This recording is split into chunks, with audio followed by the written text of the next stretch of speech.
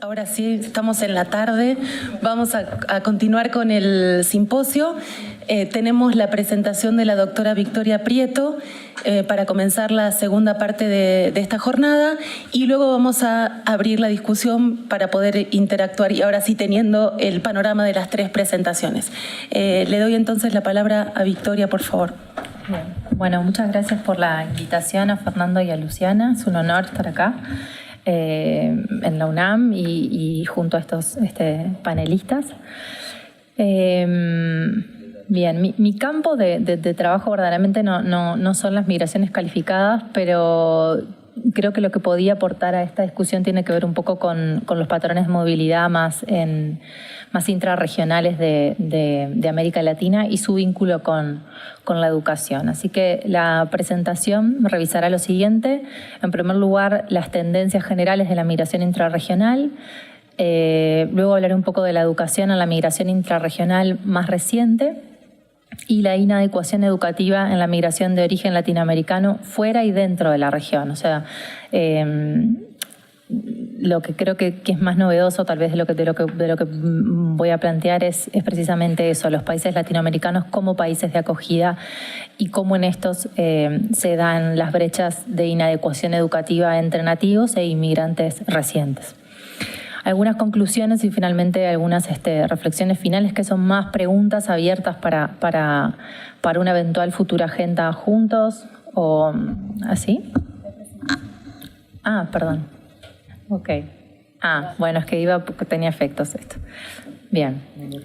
No. Entonces, para comenzar, quería mostrarles este cuadro que no lo elaboré yo, sino que es un cuadro tomado de un trabajo de Jorge Martínez y otros autores de CELADE. Es un trabajo hecho en base a censos, en el que se ve la continuidad y la radicalización, digamos, de la tendencia de crecimiento de la migración intrarregional en América Latina y el Caribe. En 1970, un 76% de los que llamamos migrantes absolutos, ¿sí?, eran migrantes de ultramar, fundamentalmente españoles, fundamentalmente italianos, y esa proporción se cae al 37% en el año 2010. Primero, por efecto del envejecimiento de esa población, ¿no?, que es una población que va pasando el tiempo, pero verdaderamente también por efecto del incremento de la intensidad o de la intensificación de los flujos intrarregionales.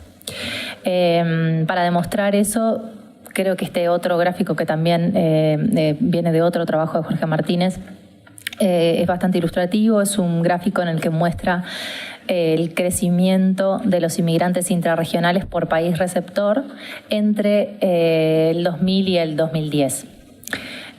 Bueno, ahí se ve cómo la República Dominicana, ¿sí?, es un país que ha incrementado tremendamente, ha triplicado el número de inmigrantes que recibe, en su enorme mayoría de origen haitiano.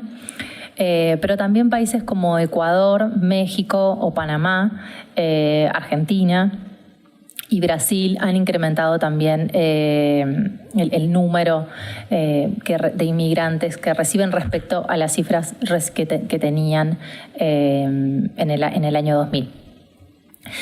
Entonces, sabemos que este incremento que muestran los censos entre 1970 y el 2010 incluso ha sido mayor por lo que muestran los registros administrativos del periodo intercensal en el que estamos ahora, o sea, entre el 2010 y el 2017. Hay un informe de SICREMI de la OEA que creo que es uno de los insumos más importantes para tomar el pulso a la velocidad del cambio de los patrones de migración intrarregional en los últimos 7 años, que muestran un crecimiento muy importante de la inmigración que reciben los países del Cono Sur, Chile, Uruguay, Argentina y Brasil, y sobre todo muestran una diversificación muy fuerte de los orígenes. Por ejemplo, pongo el caso de Uruguay. Uruguay en el 2011 era un país donde los principales, históricamente ha sido así, donde los principales orígenes de la inmigración reciente siempre fueron Argentina y Brasil, los países limítrofes. Y eso era un patrón tremendamente estable. 47% de los inmigrantes que recibía el país eran de Argentina. Al día de hoy, según muestran los registros administrativos, y me refiero a residencias, me refiero a emisión de documento nacional. La inmigración desde Argentina y de Brasil ha caído muchísimo en términos relativos respecto a lo que es el incremento de lo que llamamos nuevos orígenes latinoamericanos o no limítrofes, que son en concreto Venezuela, la República Dominicana,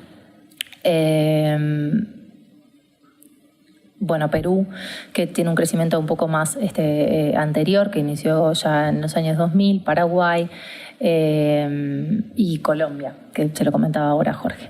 Esto que se ve, de acuerdo al informe de SECREM y algunas estimaciones que hemos hecho en el caso de Uruguay, en Uruguay no es un fenómeno aislado, es un fenómeno que, como decía, comparten los otros países del Mercosur. Entonces, esta tendencia, que digo que viene en aumento desde los años 80, pero que se ha radicalizado tremendamente en los últimos 5 o 6 años, no ha sido, a mi juicio, por lo menos analizada o acompañada de un análisis por nivel educativo, ¿no? Entonces, no hemos mirado mucho a la región como un espacio de acogida de estudiantes internacionales o como un espacio donde también se da una inmigración calificada que también enfrenta problemas de inadecuación educativa. Más bien, lo que hemos hecho siempre es mirar a los latinoamericanos en el mundo, sobre todo en Estados Unidos, sobre todo en España en la última década y en los países de la OSD en general, pero no mirar a la región como eso, como una región de acogida también de migrantes calificados. Entonces aquí traigo, a partir de la base DIOC que produce la OSD, que es una base tradicionalmente preparada para países de la OSD como países de acogida de inmigrantes, pero también tiene una versión extendida en la que incluye países que no son de la OSD. Y es una base que nos permite mirar países de origen y países de acogida, e incluye la variable de educación. Entonces, en concreto lo que estamos viendo ahora es a los inmigrantes de solo 15 a 24 años ocupados con educación terciaria por país de residencia. O sea, dentro de los ocupados de 15 a 24 años inmigrantes, ¿cuánto representan aquellos con educación terciaria? Y si vemos, prácticamente la cuarta parte de aquellos que llegan a Uruguay y Chile son inmigrantes calificados, proporciones muy próximas a las que recibe Francia y algo inferiores a las que recibe Canadá y bastante superiores a las que recibe España o Estados Unidos. Por otro lado, me parece destacable apuntar como a la diferencia en la composición por sexos de lo que es la inmigración total que reciben estos países y la migración calificada. Dentro del flujo de mujeres con alta cualificación, inmigrantes que recibe la región, vemos que mejor dicho, las mujeres son una mayoría sustantiva. O sea, superan el 50% en Panamá, en Uruguay, en Ecuador, en Chile, en República Dominicana, en El Salvador y en Colombia. Y esas proporciones son muy superiores, o sea, esa feminización del flujo calificado es muy superior a la que se puede encontrar en estos otros países que tomo como referencia de la OECD, que son Estados Unidos, Canadá, Francia o España. En cualquiera de los otros casos, cuando miramos a la migración total, tanto los países de la región como los países de la OECD seleccionados aquí muestran una masculinización, un predominio masculino de los inmigrantes.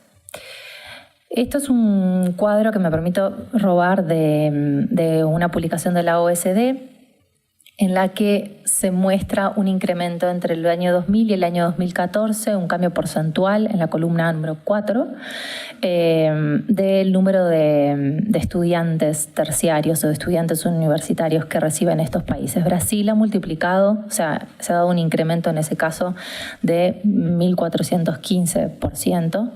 En el caso de México, un incremento del 230%.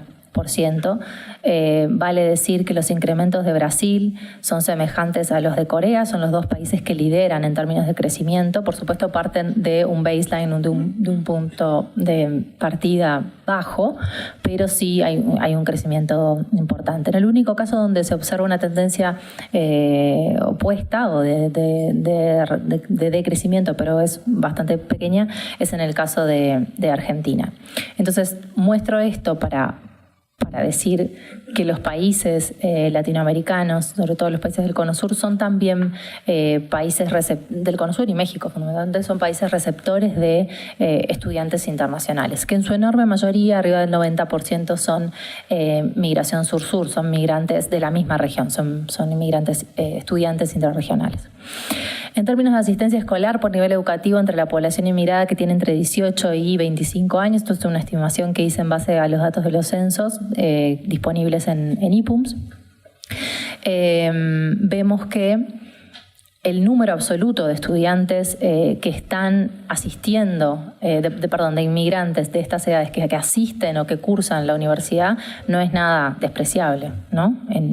Digamos, 3.670 personas en un país tan pequeño como Costa Rica en ese grupo de edades es bastante. De hecho, representa casi el 57% de los inmigrantes de ese grupo de edad. O sea, que no sé... Porque no lo dice si esto es además personas que estudian o trabajan. Son personas que por lo menos asisten a la educación terciaria. Es presumible, por cómo son los sistemas educativos de estos países, de Colombia, de Argentina y de Costa Rica, por lo menos de Argentina y de Costa Rica, que también sean personas que trabajan. Porque en estos países, digamos, la proporción de becas, si bien las universidades son gratuitas, la proporción de becas que se da para que la gente pueda estudiar es muy baja, ¿no? Vale decir que otra vez en este caso, más del 90% de la inmigración que recibe en estos países y que está estudiando son migrantes intrarregionales. Aquí vemos unas pirámides de población, también elaboradas en base a los datos del censo, de los censos que están disponibles en IPUMS. Y son pirámides acumuladas en las que vemos a la población asistente y no asistente. Por supuesto que la población asistente representa una porción mucho menor, ¿no? que la no asistente en el total de la población. Recuerden que esos 50 o 40 o 30% que veíamos antes solo se limitaban al grupo de 18 a 25. Ahora estamos mirando toda la población. Entonces, fundamentalmente me parece importante aquí mostrar que hay una cierta feminización de las personas que cursan estudios, sea de grado o de posgrado, en países como Perú, en Uruguay o en Colombia. Y en el caso de México encontramos lo opuesto, hay un predominio masculino en esa asistencia universitaria de grado o de posgrado. La asistencia escolar de la población inmigrada, otra vez, del grupo 18-25 por región de nacimiento, como les decía antes, siempre, salvo en el caso de Ecuador, es fundamentalmente de origen centroamericano, caribeño o sudamericano, ¿sí? En el caso de Costa Rica, más del 65% de los estudiantes en ese grupo de edad que son inmigrantes vienen de Sudamérica. En el caso de Brasil es una proporción semejante, a ella se suma la de América Central. En el caso de Argentina es muy importante la proporción de centroamericanos. En el caso de Colombia, al grupo de Centroamérica se suma también el Caribe, y en el caso de Uruguay es llamativo la participación que hay de estudiantes caribeños en ese grupo. La sobreeducación afecta entonces a más del 30% de los inmigrantes en los países de la OECD. Eso no es un dato nuevo. El punto es qué incidencia tiene este tipo de inadecuación educativa en la migración intrarregional latinoamericana. ¿Reproducimos en Latinoamérica esos mismos niveles de sobreeducación en la inserción de los trabajadores inmigrantes? Para ponernos un poco en contexto, la sobreeducación en la Unión Europea entre los inmigrantes es del 36%, entre los inmigrantes que tienen educación terciaria. Y esa misma proporción es del 20% entre los nativos, así que la brecha es de 16 puntos porcentuales. En el caso de Estados Unidos, el 46% de los inmigrantes de este origen, o sea, de origen latinoamericano, con educación terciaria completa, están sobreeducados. Y esa misma proporción es del 35% entre los nativos de ese país. La sobreeducación en países como Uruguay es el país para el que tengo los datos más recientes porque es posible, porque trabajo con las encuestas de hogares de ese país. Para el resto de países solo pude hacer el análisis en base a censos. Pero en el caso de Uruguay, el 35% de los inmigrantes recientes, haciendo un pool de las encuestas continuas de hogares del 12 al 2015, de cualquier nivel educativo, están sobreeducados. Y esa proporción es menor al 10% entre la población nativa. Hay otro dato de la OSD que me pareció interesante, que es el de aislar este tema o separarlo del tema lingüístico, y creo que es relevante para el contexto en el que estamos, porque si estamos hablando de migrantes interregionales en países de Sudamérica o en países latinoamericanos, digamos que el idioma no es un problema, ¿no? E incluso me animaría a agregar, en referencia a lo que decía de Thomas Feist, de que tenemos un brazo cultural común, ¿no? No hay problemas de diferencia religiosa ni sustantivos, por lo menos hay algunas pequeñas diferencias culturales, pero se comparte una retórica de hispanidad común. Entonces, en ese contexto, donde los inmigrantes latinoamericanos también van a España, bueno, incluso en ese contexto, donde no hay una barrera lingüística ni cultural, la sobrecalificación es del 53% para los inmigrantes latinoamericanos, ¿no? Bastante superior a la que vemos en el resto de la Unión Europea. Siguiendo en esto de ponerlo en contexto y antes de entrar en las cosas que quería mostrarles que había estimado, cabe decir que dentro de lo que son los países de la OSD, los sudamericanos y los caribeños o sea, América Latina toda, digamos, tiene una posición relativamente privilegiada respecto a la de otros orígenes.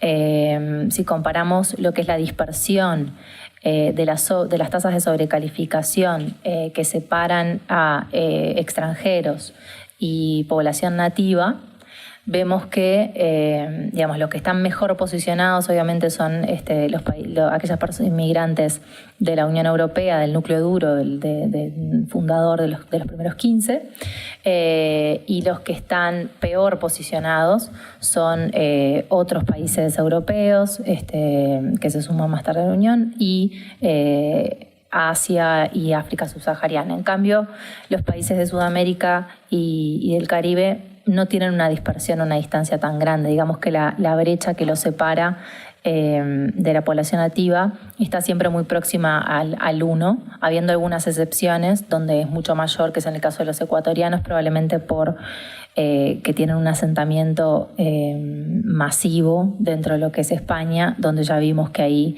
la sobreeducación es del 53%.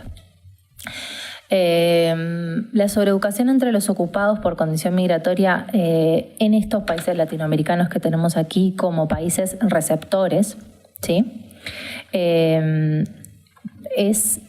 En el año 2010, ¿sí? Entre los nativos estaba variaban entre el 7 y el 10 o el 18 en el caso de Perú, y entre los inmigrantes recientes era casi siempre mayor, en el caso de Costa Rica, en el caso de Ecuador, en el caso de México, pero hay excepciones como la que encontramos para el caso de Brasil, donde vemos que no hay una diferencia significativa en términos de sobreeducación entre nativos e inmigrantes, donde vemos que ocurre lo inverso en el caso de República Dominicana, donde digamos la sobreeducación afecta mucho más a la población nativa que a la población inmigrada.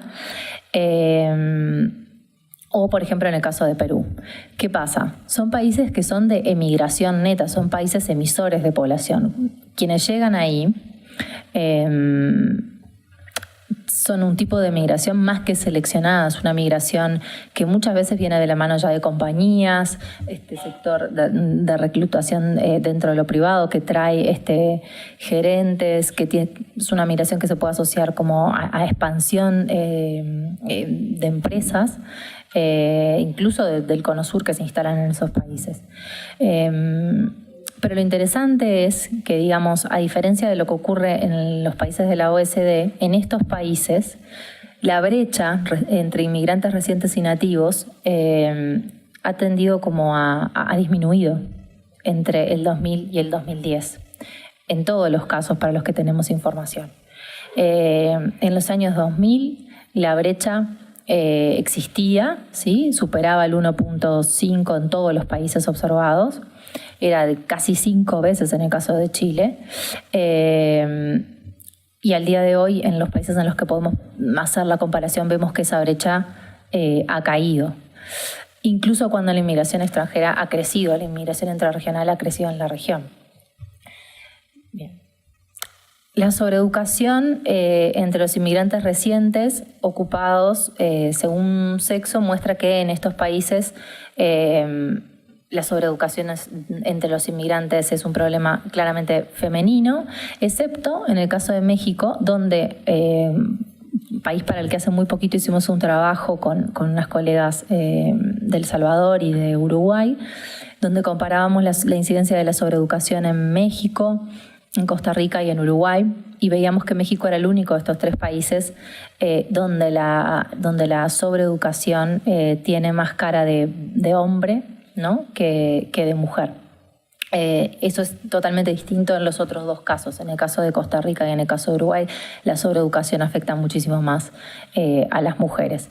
Parecería entonces que entre los inmigrantes eso no es excepción, salvo, repito, como que se comparte, digamos, el mismo patrón que se encuentra para nativos y para inmigrantes en estos países. Conclusiones.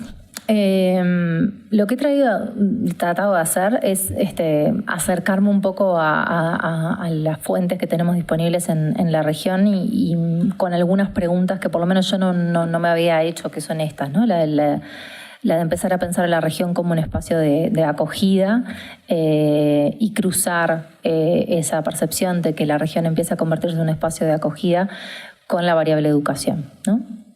Y con los resultados en el mercado de trabajo de esos trabajadores. Entonces, algunas de las cosas que encontré es que una proporción sustantiva de los jóvenes inmigrantes residentes en países latinoamericanos cursan estudios terciarios y esa proporción supera el 40% en Costa Rica, en Argentina o en Colombia. La matrícula universitaria de estudiantes internacionales creció fuertemente entre el 2000 y el 2014, fundamentalmente en Brasil y en México. La brecha en sobreeducación entre inmigrantes recientes y nativos ocupados se ha reducido entre el 2010 y el 2000. Y en comparación con otros contextos de acogida, como la Unión Europea o Estados Unidos, no parecería ser un problema tan acuciante la sobreeducación entre los inmigrantes de origen latinoamericano que reciben estos países del sur. La sobreeducación es superior entre las mujeres inmigradas que entre los varones, sin embargo no hay diferencias significativas por sexo en el caso mexicano, donde, como decía, precisamente la sobrecalificación afecta más a los varones que a las mujeres entre los nativos. Y esto son los resultados de una regresión de panel que estimamos en el año 2013, en una sesión que organizaba justamente Fernando en la IUSP. Y en aquel momento lo que hice con mis colegas de Uruguay, con la profesora de la Pellegrino, la profesora Bengoechea y el profesor Colja, fue tratar de entender los determinantes de la emigración desde el sur, de países que no eran de la OECD, hacia Estados Unidos. Desde el sur global, digamos, hacia Estados Unidos. Hubiéramos querido concentrarnos en América Latina, pero no teníamos un número suficiente de casos como para hacer un modelo de pseudopanel, que es lo que hicimos, ¿no? Seguimos a cada país teniendo por lo menos 4 observaciones de entre 1980 y el 2010, que no es el 201.0, sino el 2010, perdón.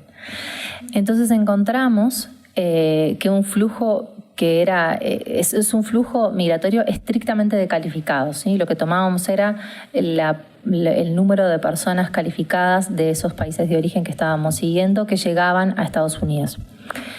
Para eso usamos la Current Population Survey y luego, para lo que consideramos que son drivers o determinantes de la migración, usamos fuentes diversas, el Banco Mundial, estimaciones de la OECD, etc. ¿Cuáles son los controles que pudimos poner en ese momento? Nos hubiera encantado poner desigualdad, pero justamente, y eso me trae a algo que planteaba Luis hace un rato. Conseguir series temporales de Gini o de desigualdad entre el 70 y el 2010 o el 2015 es muy complejo. No hay una estimación de series para todos los países que estábamos trabajando, probablemente porque no era un tema al que se le daba tanta importancia en los 70, sino que es un tema en el que se empieza a producir estadísticas a partir de los años 90. Pero bueno, sí incluimos ahí la brecha del PBI per cápita entre los países de origen y Estados Unidos, y encontramos que efectivamente eso está entre el grupo de lo que llamamos promotores de la inmigración calificada hacia Estados Unidos.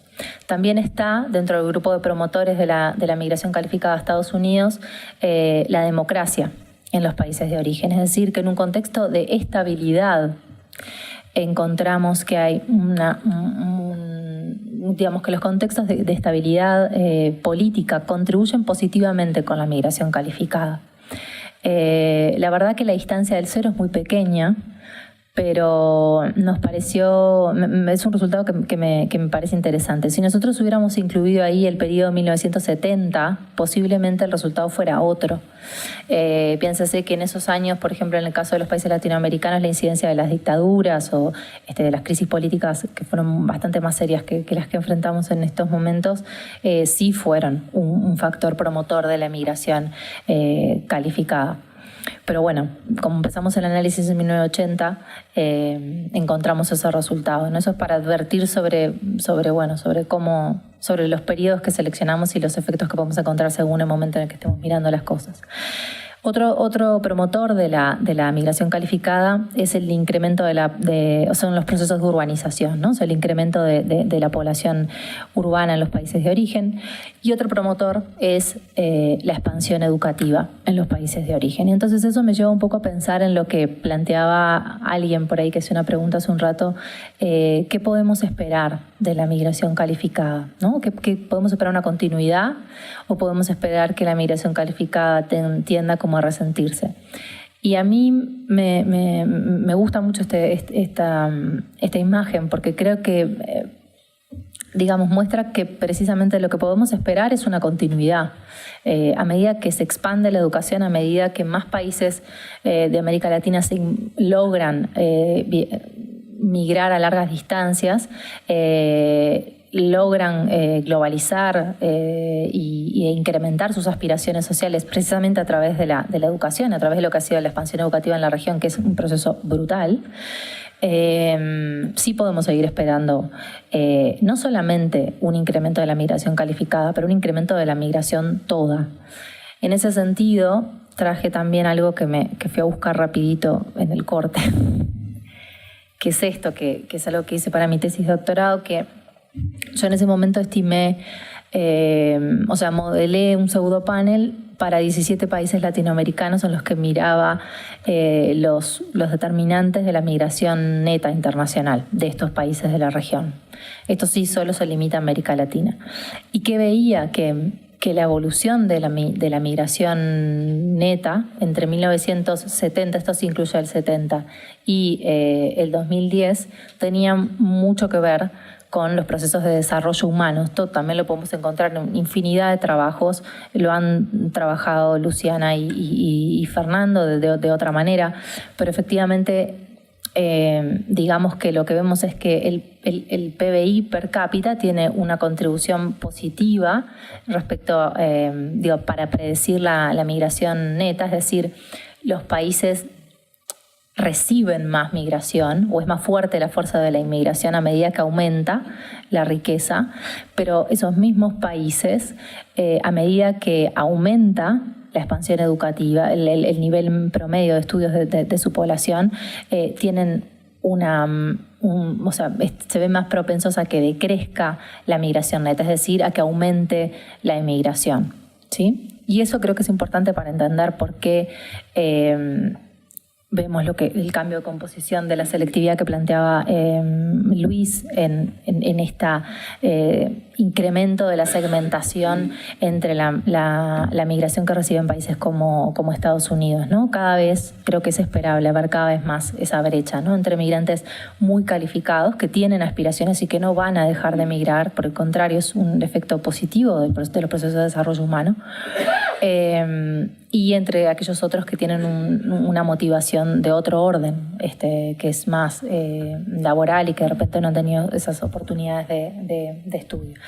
También hay otro predictor, otro proceso que nos hace, por lo menos pienso que nos hace augurar un incremento de la migración toda y un incremento de la migración calificada en particular, que es este mismo, ¿no? La expansión de las ciudades y de la vida en ciudad. En el último resultado, que realmente creo que no va a lo que estamos hablando hoy, pero yo inicialmente hice este modelo preguntándome por cuál era si era cierto o no que había una presión demográfica que explica la historia de la migración internacional latinoamericana, y el resultado es que sí hay un efecto del crecimiento demográfico, pero que a medida que nos acercamos más al presente, ese efecto, ese potencial demográfico como variables que puede explicar o predecir la migración internacional es cada vez menor, y que además su efecto, digamos, varía según estemos en un contexto de urbanización o no. En países donde todavía no se ha llegado a un cierto umbral de urbanización, la presión demográfica sí puede, se canaliza dentro del país, pero en países que ya tienen un proceso de urbanización avanzado, ahí entonces es cuando la migración, cuando encontramos una diferencia en el efecto que tiene el crecimiento natural sobre la migración internacional. Volviendo para atrás, y ya para concluir, hay algo que me importa acá agregar, que es que en este modelo lo que veíamos es, primero, que sí, que hay un incremento respecto a 1980, en todos los años, como verán, el efecto es mayor, ¿no? Entre el 90, el 2000, el 2010, vemos sí un incremento de la migración calificada hacia los Estados Unidos. Y lo otro que me importa subrayar es que tenemos un efecto inhibidor, ¿tá?, de esta migración calificada en particular. Dos. Uno es el crecimiento natural. Verdaderamente el crecimiento natural no tiene un efecto sustantivo para explicar lo que le pasa a la migración calificada, pero sí hay un inhibidor de la migración calificada que me parece importante rescatar, que es la proporción de la población educada en origen. ¿Y a qué va esto? Creo que una forma de interpretarlo es cuanto más población educada tenemos, más propensión emigratoria, pero si tenemos una masa crítica en esos contextos de salida, si tenemos la capacidad de construir institucionalidad y diásporas del conocimiento con asentamiento local, tenemos menos incentivos para irnos, o por lo menos tenemos más incentivos para volver y para plantearnos otras formas de movilidad que no necesariamente son la migración radical. Reflexiones para una agenda futura. Entonces, a raíz de esto, bueno, una pregunta sería: ¿cuáles son los determinantes de la migración calificada sur-sur? ¿En qué pueden coincidir y en qué pueden diferir de estos que, por ejemplo, identificamos en aquel trabajo como promotores o inhibidores de la migración calificada sur-norte? La expansión educativa o la consolidación de diásporas del conocimiento en la región impactarían positivamente en un incremento de la migración calificada sur-sur. Los procesos de integración regional del sur, CARICOM, Mercosur, impactarán en el incremento de la movilidad estudiantil sur-sur. Y acá me parece importante, perdón que ya estoy pasada de tiempo, pero me parece importante hacer una nota. En el Mercosur rige en estos momentos lo que se llama el acuerdo de residencias. Es un acuerdo que permite acceder a la residencia permanente a todos aquellos nacionales del Mercosur y de estados asociados. Eso incluye, por ejemplo, a Venezuela, en 30 días. Incluso esa residencia permanente se puede tramitar en el país de origen. Por ejemplo, hay un consulado de Uruguay en Caracas donde es posible empezar el proceso de residencia. Eso explica gran parte de la inmigración, el crecimiento enorme de la migración que hay en el Cono Sur en los últimos 2 años o 2 o 3 años.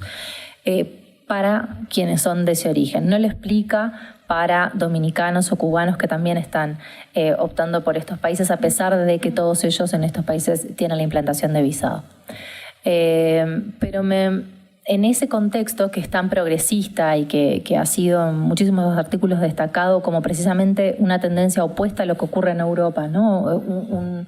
Un contexto que de la mano de los llamados populismos, según algunos autores, ha ido hacia el progresismo en la legislación inmigratoria, no ha sido acompañado de los mecanismos de modificaciones en los mecanismos de entrada a las universidades o a la convalidación de titulaciones. Esos siguen siendo trabas importantes en los países de la región sobre los que todavía, por ejemplo, el Mercosur en concreto no se pone de acuerdo y no traduce, digamos, lo que dice la legislación migratoria del acuerdo de residencias en cambios en los mecanismos concretos de acceso al empleo, y acceso a los estudios y sobre todo a la convalidación de titulaciones que, por ejemplo, en el caso de Uruguay puede llevar de media 10 años.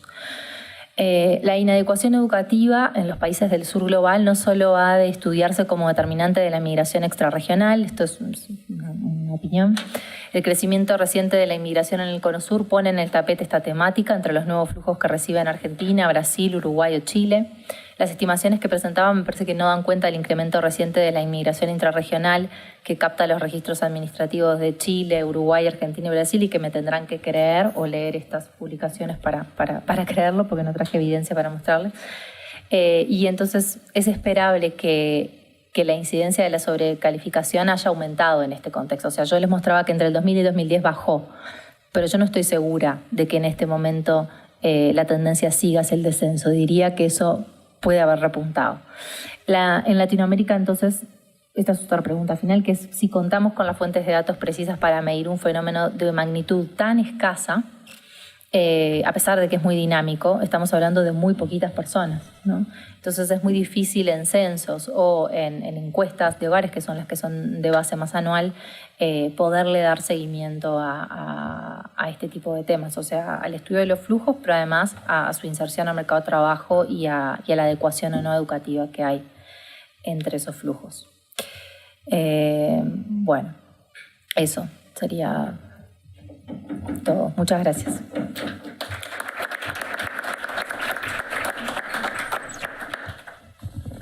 Muchas gracias, Victoria.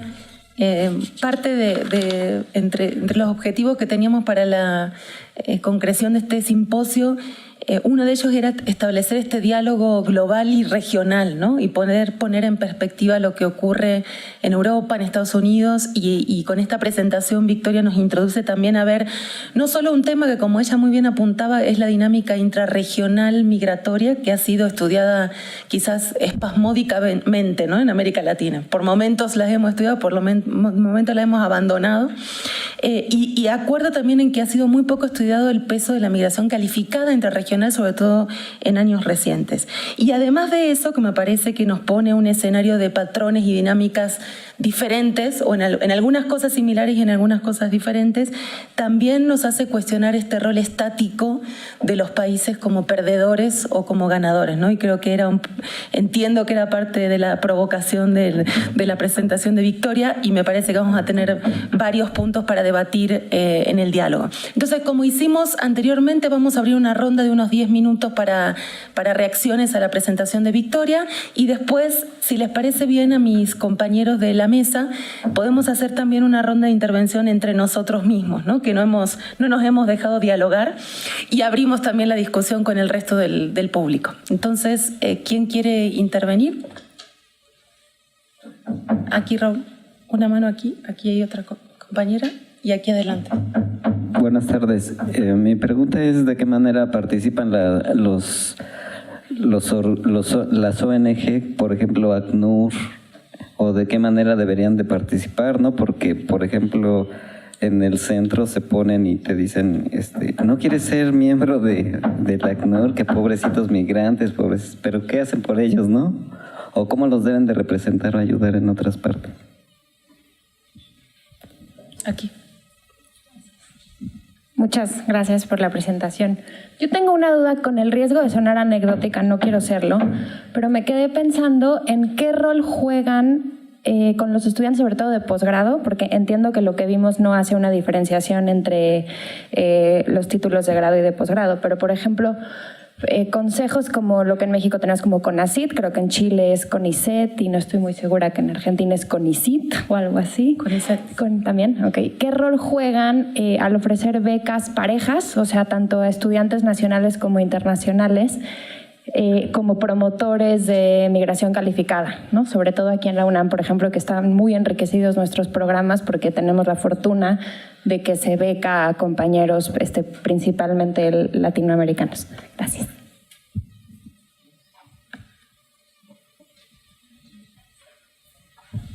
Hola, ¿qué tal? Yo me voy a expandir un poco.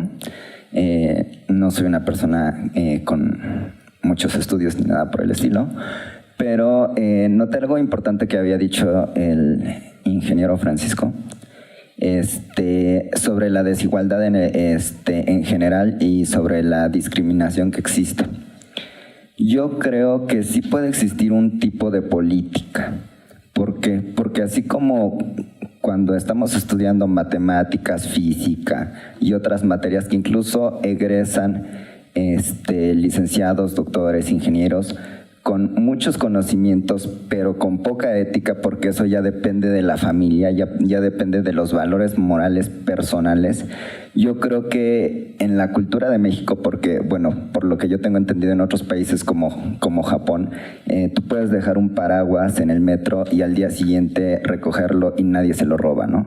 Entonces, es una anécdota que escuché una vez en las noticias. Entonces, en este país no sucede de esa manera. No existe esa cultura, no existe esa educación familiar, y es a lo que estamos acostumbrados todas las familias y todas las generaciones, porque no hay una reeducación de la situación. Yo creo que sí debería de existir algún tipo de materia en la cual te enseñen o te eduquen a tener una perspectiva de cómo comportarte mejor ante la sociedad. No existe como tal ninguna materia, o sea, sí existen materias similares, pero no una en la cual empiecen a fomentar el cambio de las personas para tener una ética.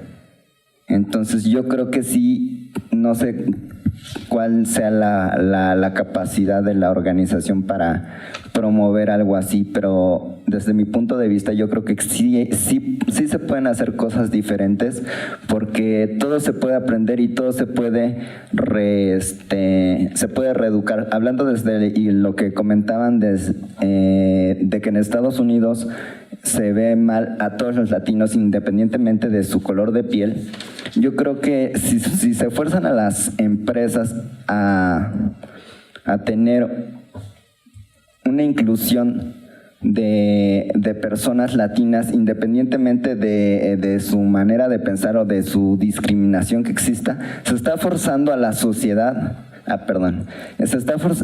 se tiene que forzar a la sociedad a hacer un cambio social en ese aspecto. Gracias. Ahí al final, y una mano, y Manuel aquí adelante, y pasamos a... Buenas tardes. Nada más como duda. ¿Hay un acercamiento por parte de ustedes con este proyecto, este seminario, estas cuestiones sobre la discriminación hacia el gobierno o instituciones como Secretaría de Relaciones Públicas o Secretaría de Educación Pública, respecto a que ustedes arrojen toda esta información y ellos de alguna manera pues den un cambio en todo esto de desigualdad y inmigración? Muchas gracias.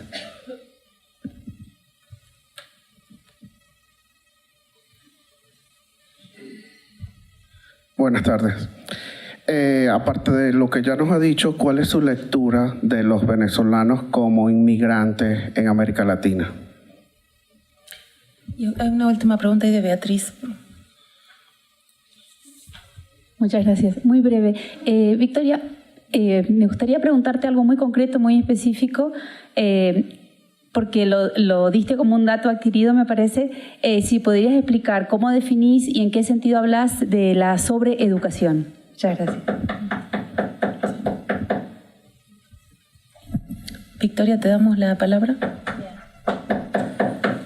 No, aquí iba a venir la última pregunta, pero no quería meterme con cosas metodológicas en el medio, pero la definición es esa, que está ahora en pantalla. Es una definición de la OIT del 2013 y lo que hago es construir una variable en la que veo el nivel, lo que la OIT entiende que es el nivel ideal de cualificación para el desempeño de determinadas tareas y luego contrasto la ocupación que tiene la persona, cuánto dista el nivel ideal que se espera que tengan esa ocupación del que tiene realmente. Construyo 3 grupos, lo que se llama match, o sea, los que tienen adecuación educativa, los que tienen sobreeducación y los que tienen subeducación. Que vale la pena decir que eso es que en América Latina, por lo menos en lo que vengo trabajando con otras colegas, encontramos que la subeducación es un problema muchísimo más grande que la sobreeducación, incluso controlando por edades. O sea, es lógico pensar que, bueno, que a medida que tenemos una economía, un mercado de trabajo que va especializándose y nos quedan todavía cohortes muy viejas dentro del mercado de trabajo, eso va a cambiar. Pero incluso así, la subeducación es un problema mucho más grande que la sobrecalificación y supera incluso a la adecuación, ¿sí? Al porcentaje de adecuación. Te podría decir que hay casos donde tenés 40% de subeducación, 30 y pico por ciento de macheo, que es muy poco, si solo la tercera parte de la población. Esto no estoy hablando de estatus migratorio, ¿no? Esto es población total. Bueno, eso, por una parte. Por otra parte, que son problemas del mercado de trabajo que creo que vuelven muchísimo más complejo el tema de la migración en estos países de acogida. Esa era tu pregunta, creo que contesté. Sobre los venezolanos en América Latina. No sé, aparte de lo que te puedo decir, estamos en Uruguay, en el equipo de Uruguay estamos trabajando con venezolanos en particular. Voy a hablar del caso que conozco, que es el de Uruguay. Hay un incremento enorme, especialmente desatado a partir del 2015. El último año ha sido muchísimo mayor. Empieza a ser un fenómeno visible, audible, digo yo, por acentos. Hay... No, pero bueno, sí un poco, porque la verdad que hablan por teléfono, sí que es audible. No, pero es, digamos, uno identifica por acento, entonces, y hay una sobreeducación enorme, porque son realmente recién llegados, porque tienen profesiones que en Uruguay no hay industrias. Es un país que no tiene industrias, es un país de servicios o de producción de commodities.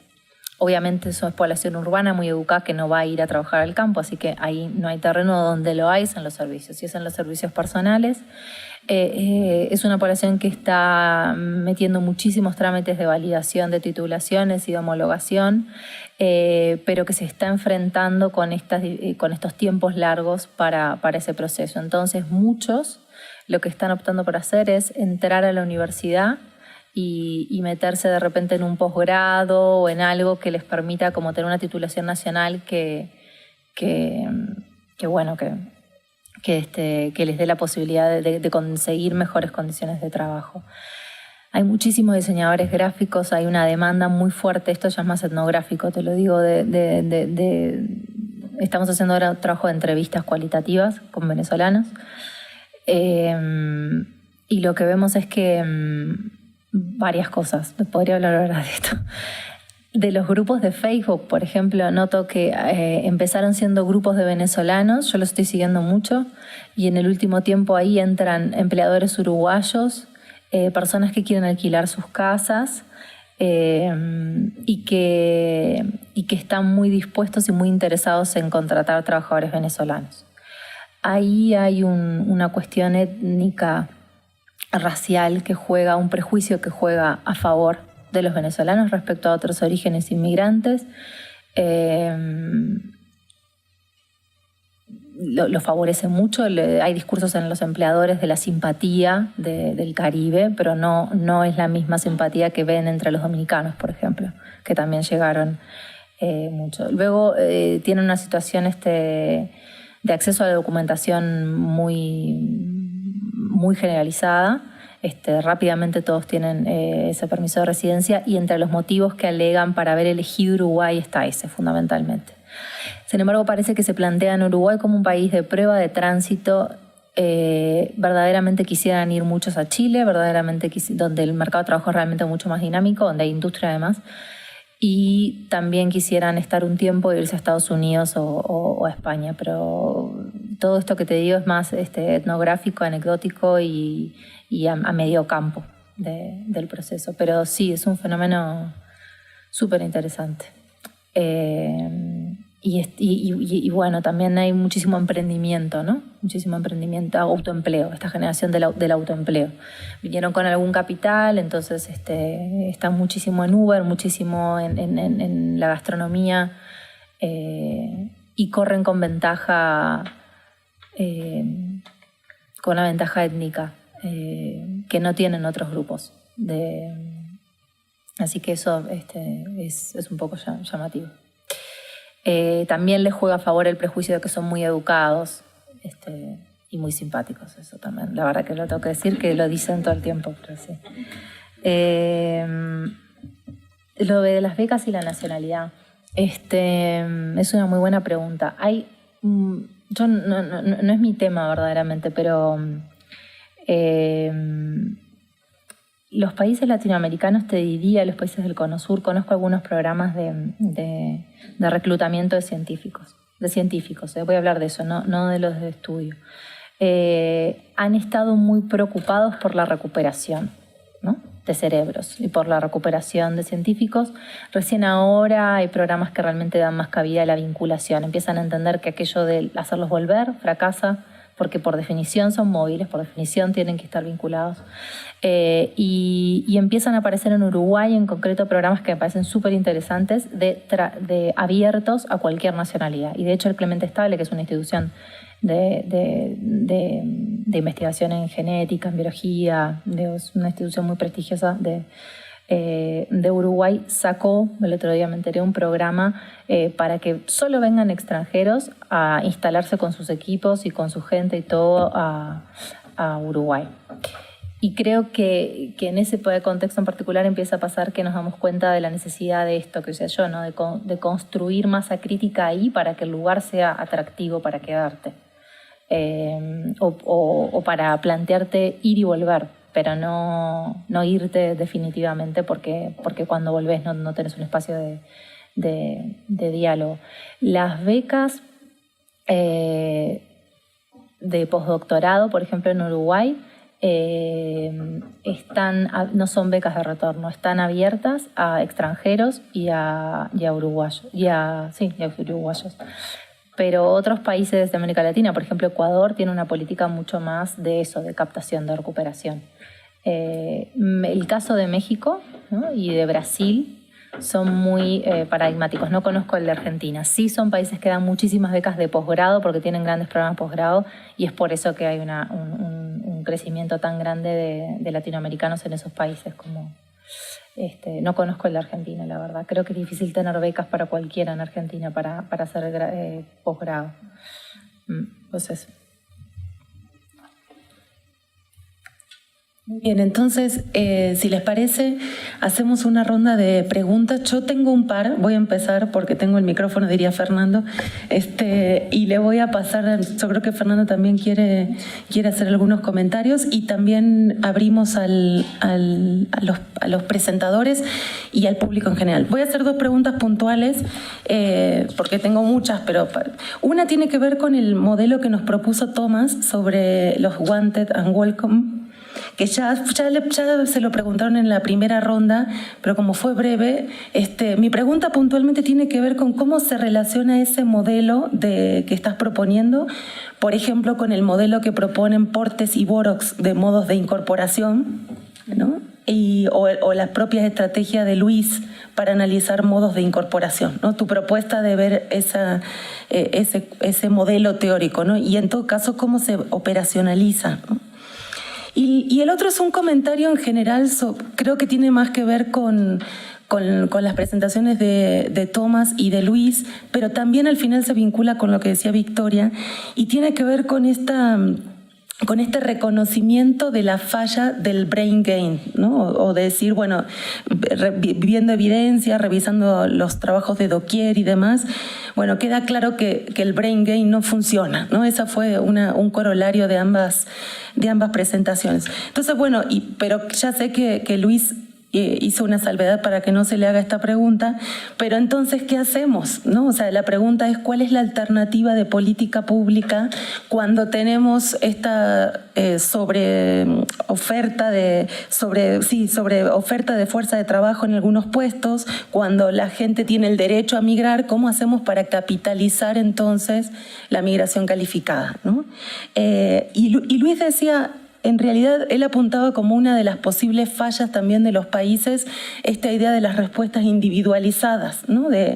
Y yo diría que sí es cierto, pero también se da el caso contrario, y es de aquellas respuestas que es promover el retorno casi como con una obsesión o una obsesividad, pero sin ningún tipo de respuesta. O sea, ni siquiera individualizada, ¿no? Es que vengan porque es importante recuperarlos territorialmente, los necesitamos aquí, y la pregunta es, ¿para qué? O luego, ¿qué hacer con eso, ¿no? Entonces, me parece que ocurren las dos cosas, o el traer al mejor y al más brillante porque particularmente se necesita, o retornar y luego no hay reinserciones ni capitalización de esa población. Y entonces, para finalizar y para relacionarlo con lo de Victoria, me parece, esta es una hipótesis, pero me parece que aquí el brain gain no funciona. Pero por otra parte, los países, aquellos que se conciben en un rol estático de perdedores de fuerza de trabajo, y Victoria nos sugiere de manera muy interesante que no necesariamente es blanco o negro, esa concepción es pararse, desde mi punto de vista, desde el paradigma exactamente opuesto al de la fuga, ¿no? Es concebirse como países que pierden necesariamente, y eso nos coloca discursivamente y en términos de política también en un lugar de poco aprovechamiento y poca capitalización, ¿no? Y creo que el ejemplo es justo lo que acaba de comentar Victoria, y ante la pregunta, acciones que realizan los países que no son concebidas como políticas de capitalización o de atracción de recursos, ¿no? Por ejemplo, México es un gran atractor de recurso humano calificado, de estudiantes, de posgrado, de postdoctorado, incluso de investigadores extranjeros que pertenecemos al Sistema Nacional de Investigadores. Pero eso no es concebido como una política de atracción de recurso humano calificado, ¿no? Entonces, ahí lo dejaría, y creo que estoy segura que tienes cosas que decir. Pues sí, muchísimas cosas, y realmente agradecerles por todas las ideas y preguntas que se quedan. Simplemente una reflexión igual en el sentido como lo está planteando Luciana, ¿no? O sea, estamos viviendo un momento en el que digamos, los más altamente calificados tienen una política de como le decía, le recordaba yo a Thomas en un artículo que él escribió de Red Carpet, ¿no? Para los altamente calificados de alfombra roja, welcome, ¿no? Y para el otro extremo, ¿no? O sea, los más excluidos, una política de tarjeta roja, ¿no? Y esto, digamos, es la característica del momento actual, ¿no? Entonces, ¿cómo en este contexto de extrema polarización, de desigualdad, ¿no? Entraría esta propuesta de fair migration, ¿no? O sea, una migración más justa. A mí me gustaría que discutiéramos por ahí. Si ahorita a nivel global, a nivel mundial, se está discutiendo el pacto global por una migración ordenada, segura y regular, ordenada y segura, ¿no? Hay una amplia plataforma de acuerdo de distintos países y yo creo que sí es la agenda de derechos tiene que ser incluida en este pacto, ¿no? Como algo en donde la migración tiene que ser una opción, ¿no? No un elemento en donde la gente se vea forzada a emigrar, ¿no? Y en ese sentido, a mí me encantaría que se profundizara por parte de Thomas y de Luis en ese aspecto sobre Fair Migration, que también en buena medida al final retomó Luis, ¿no?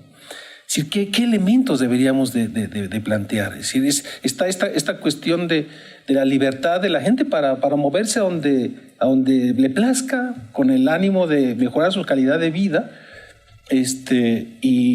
pero entonces tienes que tener calificación, tienes que tener educación, tienes que tener... y hay una discriminación y una exclusión, ¿no? Es decir, son las contradicciones y los problemas. Unos tienen derecho, otros no tienen derecho, ¿no? ¿Cómo meter en ese contexto esta noción de Fair Migration? Y ya bueno, y nada más en relación a la brillante presentación de Victoria, yo me doy cuenta de que ha aumentado mucho la migración intrarregional en América Latina, ¿no? Sin duda, o sea, entre 1990 y 2010. Pero curiosamente el rasgo distintivo es que a nivel mundial es la región que más ha aportado migrantes hacia otros países fuera de la región, ¿no? Esencialmente el norte global, ¿no? Entonces, ¿qué es lo que está pasando en América Latina? O sea, sí seguimos siendo un continente en donde hay movilización, hay movimiento, sí, importante, empresas, etcétera, etcétera. Pero al mismo tiempo, lo que yo he visto es, lo que he visto en mis trabajos es que se ha especializado como una región exportadora de población, de mano de obra, incluso a ritmos más intensos que comparado con África, con Europa y con el resto del mundo, ¿no? Claro que queremos verle siempre un lado positivo a las cosas, pero bueno, en América Latina está pasando, ¿no? Y bueno, dejaremos para otro momento la charla sobre los venezolanos y las venezolanas, que es todo un tema a nivel de la región, ¿no? Y hay muchas cosas de la experiencia mexicana, pero mejor le dejamos la palabra aquí a nuestros colegas panelistas. Muchas gracias. Perdón. Tomás, ¿quieres empezar tú y vamos en el orden de la presentación? Okay, I can start. I mean, the first question was about the model wanted and welcome. And I think it's so important to consider it's not really a model, it's not a theory, but simply a very primitive heuristic. And what I want to point out is that when we sometimes talk about skilled migration, high-skilled migration, we accept certain tenets which are also visible and proclaimed in public policy, namely that when we talk about high-skilled or skilled, it's only a question of the wanted, of the economic fit, and everything else will fall into place. And I do think that that's wrong, and experience teaches otherwise, in the sense that you do have racialization, namely the kind of discrimination along race, not only in the selection of people who are high qualified and admitted to destination countries, but also on the long run, a kind of a counter politics. We especially experience that in Europe, a counter politics reacting to racialization. And I think that's what I really want to bring into the fore in that what I call identity politics. That's one of the answers to racialization. It's not the only one. And in order to study that, I suggest this kind of very primitive, crude heuristic. I think it's worth thinking then along this heuristic, wanted, welcome, yes or no, how some groups sometimes change positions within that field. For example, when I one of my examples for tolerance, not economically wanted necessarily, but first of all, welcome. Well, when I pointed out the Syrians this morning, this group was quickly elevated from welcome to also economically wanted for a while. So, or for example, the labor migrants, discriminated labor migrants, who some of them also move into the excluded parts. And I think what this heuristic is about is really a plea to look at the social mechanisms of discrimination, of tolerance, of incorporation. So it's not a competitor to the models. You mentioned Portes or what Luis has been talking about and working on in terms of incorporation models, but to see incorporation as one of the answers, but there are more empirically, and to see how that's moving. So it's, in a way, identifying the mechanisms of inequalities. The other question both of you raised is about the public option. And I'm very happy to speak about this because I think the best we can do as social scientists is really to ask somewhat more radical questions, which are not brought up in a media discourse or in public or in political discourse. To take, when I listened to Victoria and Luis, I mean, I had the feeling that there are, both of you raised very important questions about skill and skill formation, like over-education, the growth of high-skilled. And I wondered, if we perhaps need also to ask the radical question, or not the radical, but the question, what function do migrants fulfill, high-skilled migrants fulfill in the economic model of today, in the political economy of today? And I think often high-skilled are presented as innovators, creative people. I'm sure they are, as among everybody else, of course. But I also think that migrants are not the transformer here of the social transformation of the political economy, but more or less stabilizers, reproducers. To give you an example of Germany in the 1960s, guest workers were hired, recruited, in order to keep up a manufacturing model which would have gone to automation much sooner without them. Or when we look at this, I'm sure I over-exaggerate here, but just to make the point clear, when we talk about overproduction of high-skilled or the over-education or whatever, we also need to raise the question, well, is there then an alternative to it? I mean, are these skills really functional to the work people do when they don't get the work they are qualified for? Or isn't it like, I think it was Michael Polanyi who talks about tacit knowledge? I mean, not the kind of explicit knowledge of high skill, but tacit knowledge you learn on the job or you learn someplace else. And maybe, that would be a different model of organizing it. Whereas high-skilled migration keeps up this kind of model of an expanded knowledge economy, which prioritizes individualization and meritocracy, although it's also characterized by racialization. So my question, and that would be the public option, perhaps the question, one of the functions is to call into question. I'm not qualified, I'm not an economist, in terms of the skills. I mean, skills as sociologists, they are social constructions. How else could it be constructed? And isn't high-skilled migration keeping up certain models which lead to more inequalities, and what are the other options? So I think raising these questions, I think, is one of the most important points. And the second is, well, I mean, as social scientists, aren't we? We are always asked, I guess, to participate in policy discussions. And I think that participating in discussions on fair migration, which I this morning characterized as not changing things radically, but putting it on the agenda already is something. Because I'm sure, as Max Weber and others were pointing out a long time ago, that what we can deliver is ways to think about certain issues, not perhaps the solution themselves. I wouldn't feel very confident about many things, but the way we can think about high-skilled migration, that's something we can really contribute to the public discussion, because that public discussion, as we know, is not simply a policy discussion. So I think one can put some countervalent things, and also to call into question very cherished notions about, we're doing a project right now on international students, on the cosmopolitan habitus some of the students have. And what is that cosmopolitan habitus? When Victoria was talking, and also when Luis gave his talk, I thought, well, yes, you know, what is it? Is this that kind of, in a Bourdieu sense, a way of distinguishing, not only accumulating social and cultural capital, but to have a new habitus which distinguishes people from others, which is also inequality producing, although we all know, I would subscribe that cosmopolitanism is a great thing, yes, you know, to think cosmopolitan, we're all in favor of it.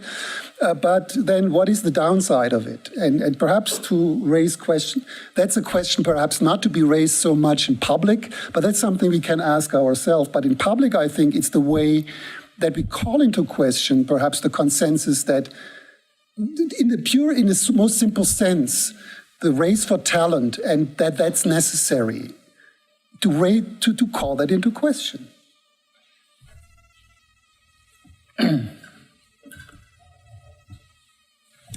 Luis, ¿tú quieres seguir? Vamos en el orden que presenta. Pueden darse cuenta de la estructura de género de este evento.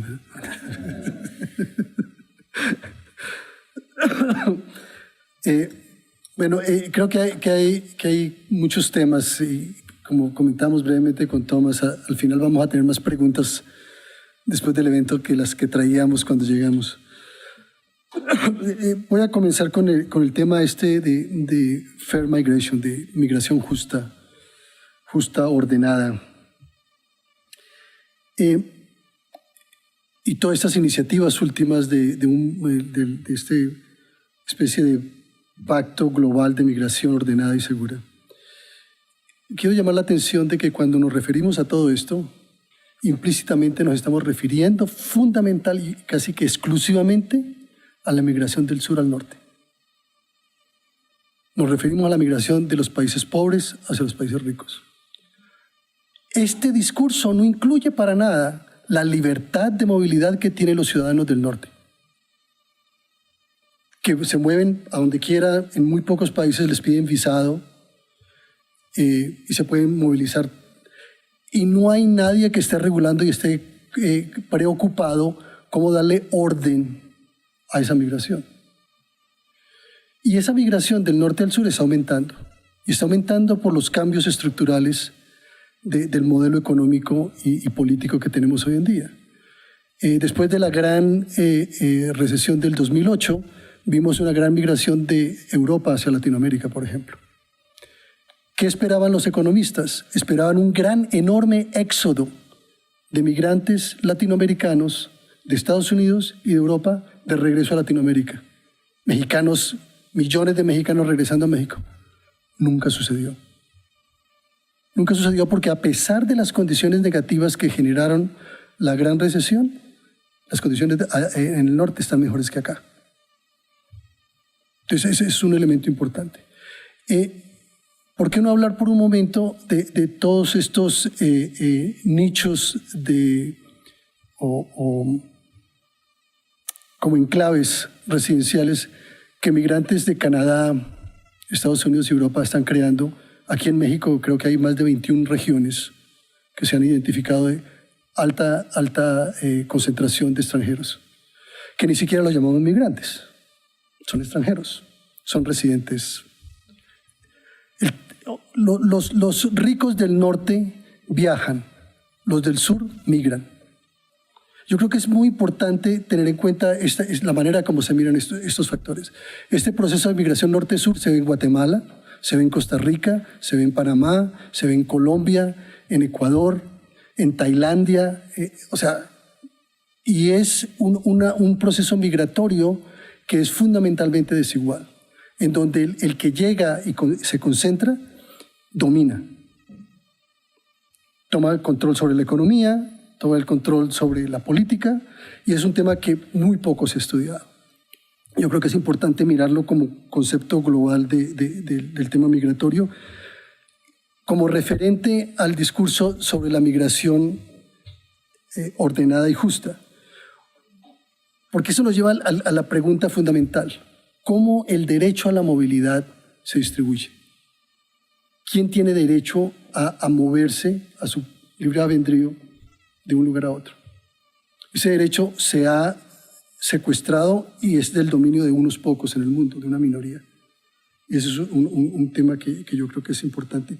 Y esto me lleva, para retomar el tema de la alta calificación de los migrantes, al tema de la sobreeducación, que para mí es un término de economistas fundamentalmente, es bastante problemático, en el sentido de que si el problema es la sobreeducación, ¿cuál es la solución? Menos educación. O sea, lo que tenemos que discutir es cuáles son las estructuras que generan esa situación de subempleo, de forzar a gente que se han educado, se han invertido dineros en ellos para que cumplan cierta función en la sociedad, a devaluar sus conocimientos por simplemente la necesidad de sobrevivir, o porque las oportunidades de desarrollo profesional no existen en el país. ¿Cuál es la solución? Ver cómo le cambiamos el comportamiento a los individuos, dejando las estructuras intactas. Para mí es obvio de que el problema que hay que mirar no es si tenemos demasiadas personas que tienen educación universitaria y posgrado y demás, sino cuál es la estructura económica y de distribución de los países.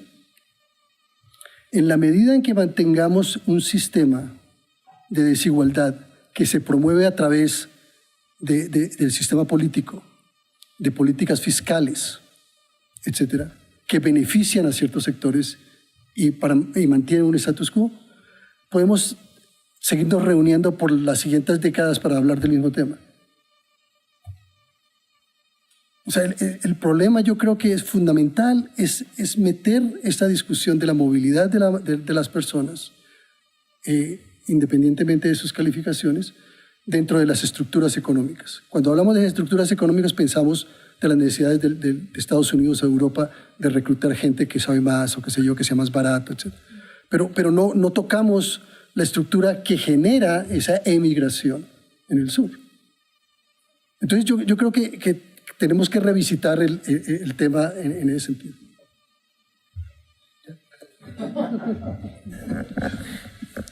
Ok, voy a enmendar la interpretación de la estructura de género. Dejé a Victoria para el cierre de la mesa. Además de seguir la estructura de presentación, Victoria, nuestra invitada, le vamos a dar la palabra en último lugar y vamos a cerrar el simposio.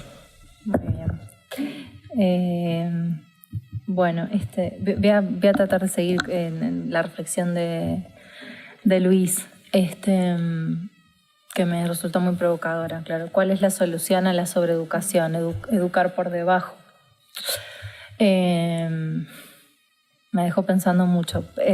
Yo no soy economista, pero me preocupa mucho la sobreeducación entre los inmigrantes, no como promotor de la salida, sino luego en los países de acogida. Y ahí creo que sí hay formas de actuar para solventarlo y no precisamente reduciendo esa educación. O como, por ejemplo, en la reunión del Pacto de Expertos, del Pacto Mundial de Migración, en la que estábamos Fernando, Luciana y yo, recuerdo que la OIT, no sé si se acuerdan, hizo una sugerencia que pensaba que debería estar en el pacto, que era que justamente que se ajustara la demanda y la oferta entre los países demandantes, y que esa era la forma de acabar con la sobreeducación.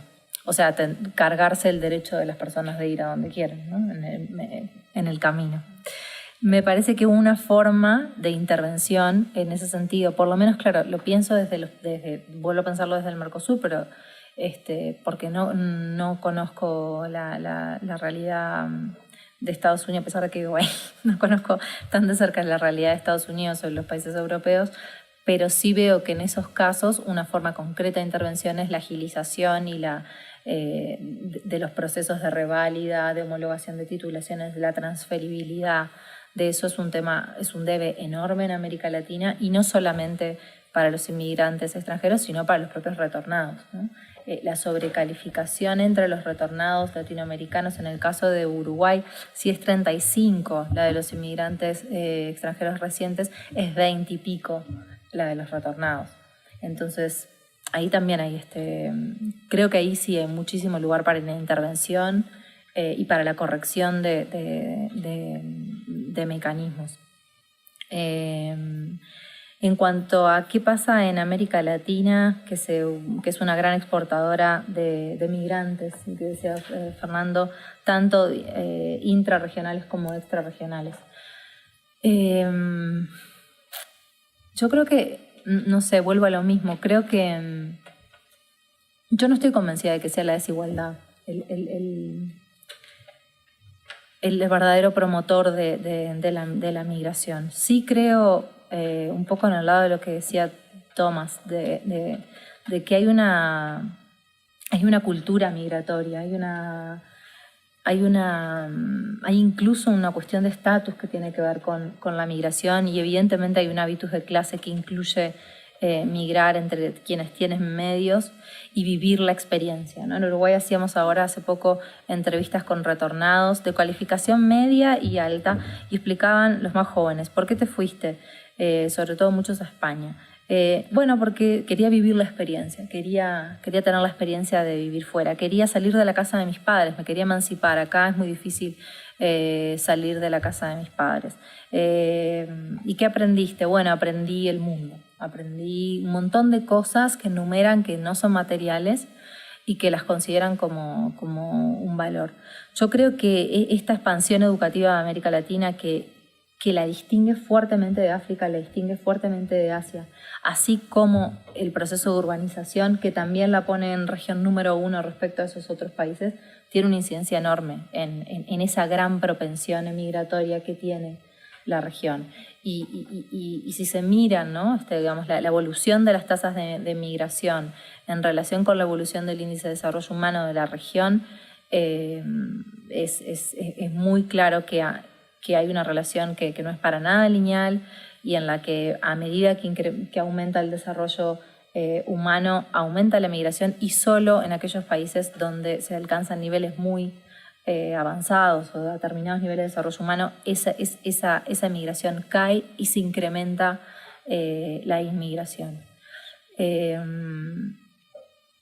O sea, en síntesis, lo que creo es que, hablando de la migración toda, más allá de calificado o no, creo que el vínculo con el desarrollo humano, con la expansión educativa y en concreto, que es un componente de ese desarrollo humano, y con la urbanización es muy fuerte en muchos países del mundo, pero es particularmente intenso en el caso de América Latina, donde esos procesos se dieron de forma muy rápida, y donde también, volviendo un poco más a Merton, capaz, ya que estamos nombrando clásicos, hay una gran cuestión de inconsistencia, de estatus, ¿no? que funciona en esto. Hay voy a volver al caso de los venezolanos, pero me parece súper ilustrativo. Por ejemplo, los venezolanos que van a Uruguay tienen un patrón de asentamiento único, nunca se había observado algo igual. Van a vivir a los lugares donde vive la clase media alta, incluso haciendo un esfuerzo enorme por no caer en el estatus. Están llegando a vivir en los barrios más caros de Montevideo, compartiendo cuartos, no casa, por no caer en el estatus. Me parece que ese tema de inconsistencia, de esa expansión de las aspiraciones, que viene de la mano de la globalización, que viene de la mano de la expansión educativa y que pega tanto a América Latina, está bastante presente en la velocidad que tiene esa expansión de las aspiraciones y la recesión, digamos, que tiene la verdadera creación de oportunidades y la reducción, en serio, de la desigualdad, que por supuesto no desestimo que sea un conductor de eso, pero creo que es un promotor en el nivel más macro, pero a su vez es algo que construye pequeñas dinámicas a un nivel más micro y está en las formas de expresarse de las redes sociales, digamos, cuando uno entrevista a un migrante y el migrante le cuenta los mecanismos por los que se fue o con quiénes se fue, ¿no? La migración a España fue de gente joven, sobre todo de Argentina, de Uruguay, que son países muy educados. Fue gente muy educada que hizo un paso obligado por el sector secundario y que ahora es capaz de reconfigurarlo como retornados, como algo de, no, me dio vida, me dio calle, me dio cancha, pero es algo que lo importante es que yo conocí el mundo y que tuve esa experiencia, ¿no? Digo, volviendo a esto de cómo uno puede conceptualizar de acuerdo a sus oportunidades y de acuerdo al lugar en el que está. Eso, me perdí un poco. Muchísimas gracias, Victoria, y pues vamos a darnos un aplauso a todos los que estamos aquí por este extraordinario simposio. Y antes, quisiera yo agradecerle a todo el equipo del Instituto de Investigaciones Jurídicas, a los colegas de la traducción simultánea, que me dijo Tomás que fue excelente, a los colegas de Migrare que hicieron un trabajo extraordinario. Muchísimas gracias a todos. A nuestros panelistas, por supuesto, muchísimas gracias por haber venido de tan lejanos lugares. Y a todos ustedes, estén siempre atentos a la página de Migrare, que vamos a tener muchos eventos. No sé si quiere haber algún anuncio por ahí, pero No tenemos hora. Les agradecemos muchísimo y bueno, pues vamos a darnos todos un aplauso por este magnífico simposio.